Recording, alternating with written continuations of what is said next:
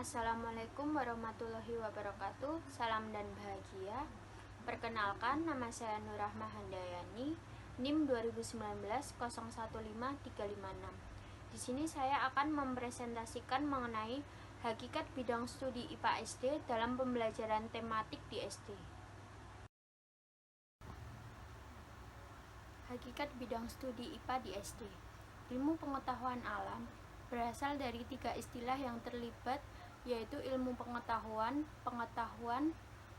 Pengetahuan adalah segala sesuatu, yaitu diketahui manusia. Dalam kehidupan, banyak sekali pengetahuan yang dimiliki oleh manusia. Pengetahuan tentang agama, pendidikan, kesehatan, ekonomi, politik, sosial, dan alam sekitar adalah contoh pengetahuan yang dimiliki manusia. Pengetahuan alam berarti pengetahuan tentang alam semesta beserta isinya. Ilmu adalah pengetahuan ilmiah, pengetahuan yang diperoleh secara ilmiah, artinya diperoleh dengan metode ilmiah.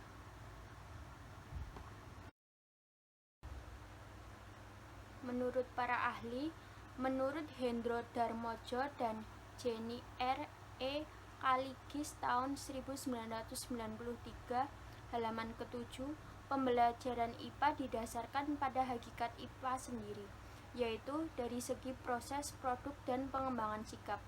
Pelajaran IPA di sekolah dasar sebisa mungkin didasarkan pada pendekatan empirik dengan asumsi bahwa alam raya ini dapat dipelajari, dipahami, dan dijelaskan yang tidak semata-mata bergantung pada metode kausalitas tetapi melalui proses tertentu.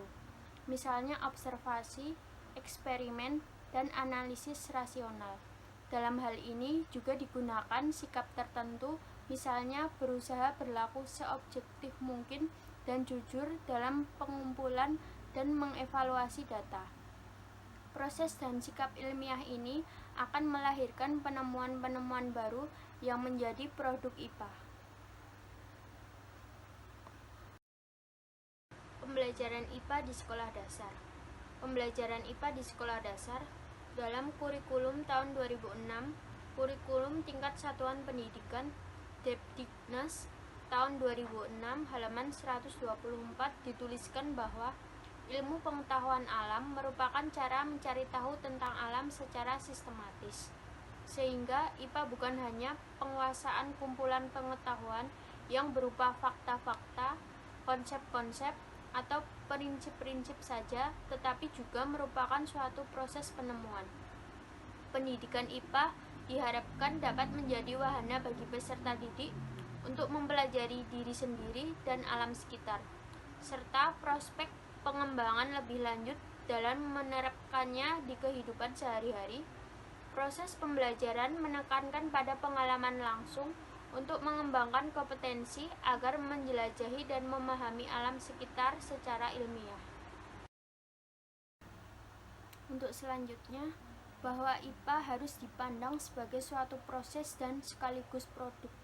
Oleh karena itu, dalam pembelajaran IPA, kedua hal itu harus dijadikan pertimbangan dalam memilih strategi atau metode mengajar sehingga proses belajar mengajar atau pembelajaran dapat berlangsung efektif dan efisien. Pada proses belajar mengajar IPA secara konvensional yang hanya mengandalkan pada olah pikir atau means on, yang berarti memperlakukan IPA sebagai kumpulan pengetahuan atau a body of knowledge, siswa cenderung hanya menguasai konsep-konsep IPA dengan sedikit bahkan tanpa diperolehnya keterampilan proses.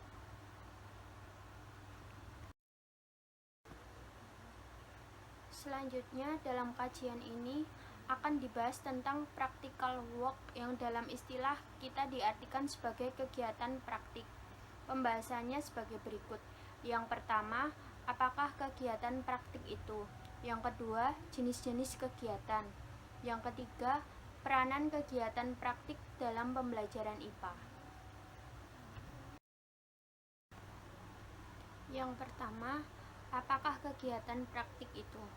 Menurut Kerr dalam bukunya Practical Work in School, seperti dikutip Sudomo tahun 1996 halaman 6, Kegiatan praktik merupakan percobaan yang disampaikan oleh guru dalam bentuk demonstrasi secara kooperatif oleh sekelompok siswa, percobaan dan observasi oleh siswa. Kegiatan tersebut berlangsung di laboratorium atau tempat lain. Pendapat yang lebih luas dikemukakan oleh Reid and Hudson tahun 1987 yang menambahkan penggunaan komputer dalam film video dalam pembelajaran sains sebagai kegiatan praktik. Untuk era sekarang ini, pemanfaatan komputer dan film video pada pembelajaran IPA dirasakan sangat membantu karena keduanya memiliki kelebihan. Komputer misalnya dapat digunakan untuk melakukan simulasi percobaan IPA yang sukar atau bahkan tidak mungkin dilakukan secara langsung.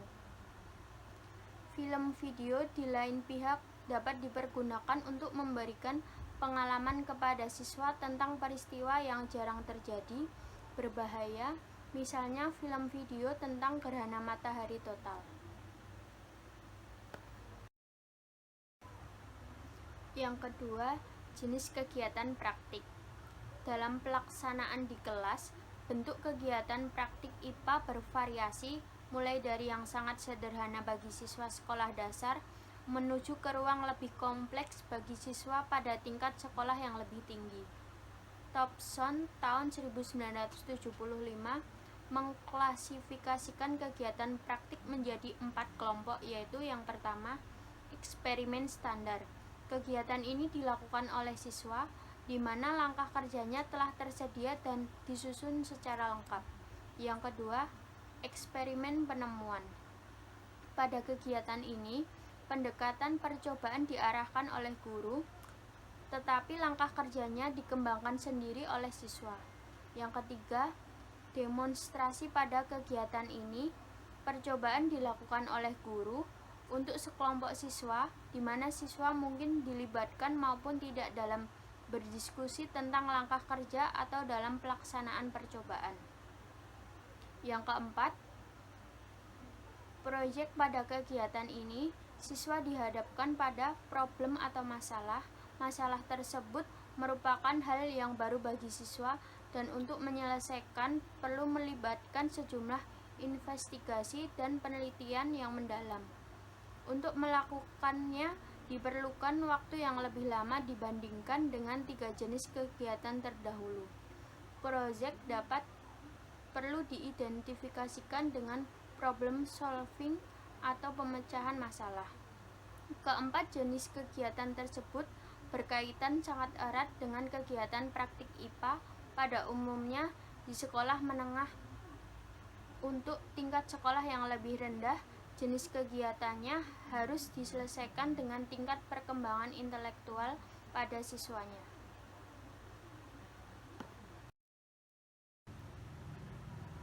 Yang ketiga, peranan kegiatan praktik dalam pembelajaran IPA. Dalam pembelajaran IPA, secara umum, kegiatan praktik memiliki peranan yang sangat penting. Head 1986 menyatakan 3 hal yang mendukung pentingnya kegiatan praktik dalam pembelajaran IPA, yaitu bahwa kegiatan praktik dapat, yang pertama, memotivasi siswa dalam belajar, yang kedua, memberikan kesempatan kepada siswa untuk mengembangkan sejumlah keterampilan, yang ketiga, meningkatkan kualitas belajar siswa. Tujuan pendidikan IPA di sekolah dasar berdasarkan kurikulum tingkat satuan pendidikan atau KTSP atau kurikulum 2006. Yang pertama, memperoleh keyakinan terhadap kebesaran Tuhan Yang Maha Esa berdasarkan keberadaan, keindahan, dan keteraturan alam ciptaannya. Yang kedua, mengembangkan pengetahuan dan pemahaman konsep-konsep IPA yang bermanfaat dan dapat diterapkan dalam kehidupan sehari-hari. Yang ketiga, mengembangkan rasa ingin tahu, sikap positif, dan kesadaran tentang adanya hubungan yang saling mempengaruhi antara IPA, lingkungan, teknologi, dan masyarakat. Yang keempat, mengembangkan keterampilan proses, untuk menyelidiki alam sekitar, memecahkan masalah, dan membuat keputusan. Yang kelima, meningkatkan kesadaran untuk berperan serta dalam memelihara, menjaga, dan melestarikan lingkungan alam. Yang keenam, meningkatkan kesadaran untuk menghargai alam dan segala keteraturannya sebagai salah satu ciptaan Tuhan. Yang ketujuh, memperoleh bekal pengetahuan, konsep, keterampilan IPA sebagai dasar untuk melanjutkan pendidikan ke SMP atau MTS. Fungsi IPA. Ilmu pengetahuan alam mempunyai suatu fungsi yang berkaitan dengan pola pikir secara ilmiah. Adapun fungsi IPA menurut kajian Depdiknas tahun 2006 halaman 2 adalah sebagai berikut. Yang pertama, menguasai konsep IPA dan pemanfaatannya dalam kehidupan sehari-hari. Yang kedua, mengembangkan keterampilan proses. Yang ketiga, mengembangkan sikap ilmiah. Yang keempat, mengembangkan kesadaran tentang adanya hubungan keterkaitan yang saling mempengaruhi antara sains atau IPA, teknologi, dan masyarakat.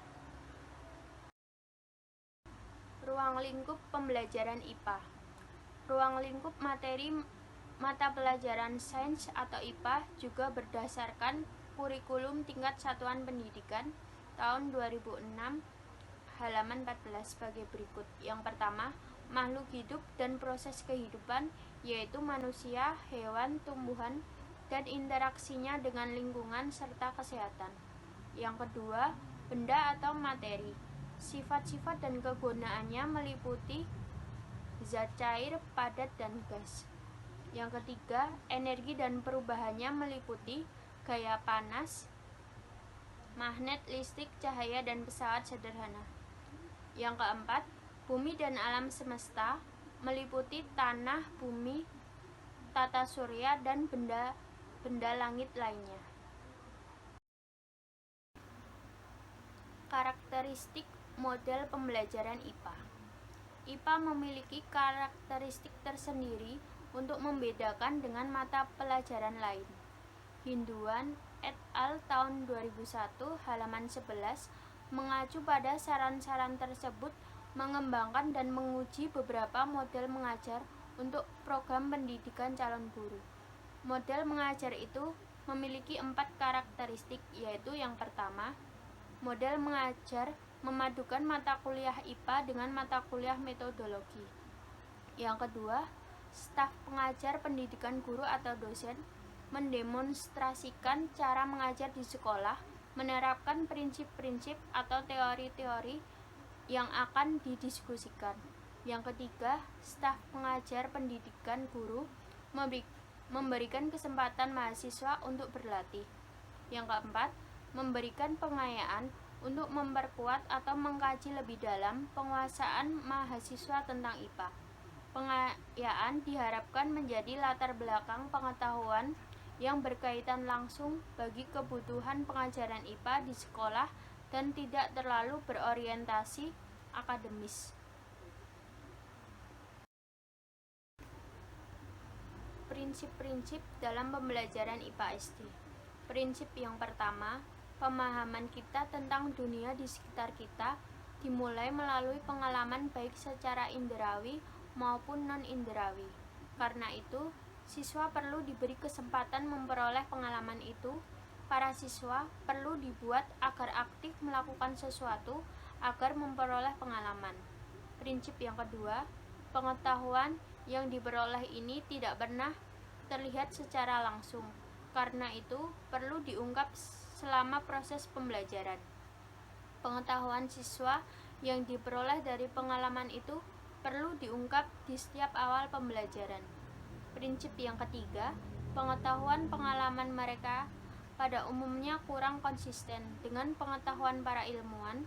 Pengetahuan yang Anda miliki, pengetahuan yang demikian Anda sebut miskonsepsi. Anda perlu merancang kegiatan yang dapat membetulkan miskonsepsi ini selama pembelajaran. Yang selanjutnya, prinsip keempat, Dalam setiap pengetahuan mengandung fakta, data, konsep, lambang, dan relasi dengan konsep yang lain. Tugas Anda sebagai guru IPA adalah mengajak siswa untuk mengelompokkan pengetahuan yang sedang dipelajari itu ke dalam fakta, data, konsep, simbol, dan hubungan dengan konsep yang lain. Prinsip yang kelima, IPA terdiri atas produk, proses, dan prosedur. Karena itu, Anda perlu mengenalkan ketiga aspek ini, walaupun hingga kini masih banyak guru yang lebih senang menekankan pada produk IPA saja. Namun perlu diingat bahwa perkembangan IPA sangat pesat. Kita tidak mampu mengikuti secara terus-menerus perkembangan itu setiap saat. Oleh karena itu, akan lebih baik jika siswa dibekali dengan keterampilan menemukan pengetahuan, yaitu proses dan prosedur IPA. Proses menyangkut kegiatan penelitian, sedangkan prosedur menyangkut metode ilmiah yang digunakan dalam kegiatan penelitian. Cukup sekian presentasi dari saya. Kurang lebihnya mohon maaf. Terima kasih. Wassalamualaikum warahmatullahi wabarakatuh.